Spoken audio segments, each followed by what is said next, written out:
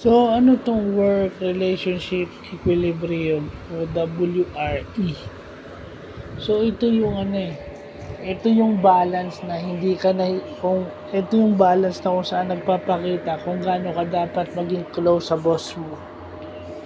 Yun yung sa kabilang side is nangingimi ka, nahihiya ka o naiilang ka sa boss mo.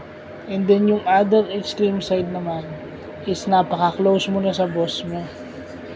Na kung parang ano eh, parang pinalalampas na yung pagkakamali mo dahil malapit kayo. Yun yung ano minsan eh.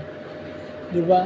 Sa'yo binigay pero pa nagkamali ka, walang accountability. Doon naman sa kabila, sobrang accountability naman. Parang matatakot naman yung empleyado magkamali. So, yun yung ibig sabihin ng work relationship equilibrium.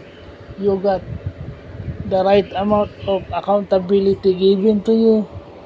And syempre, nandun din yung human side na dapat itinuturing mo rin kaibigan yung iyong katrabaho kung ikaw ay boss and vice versa. So, yun lang po.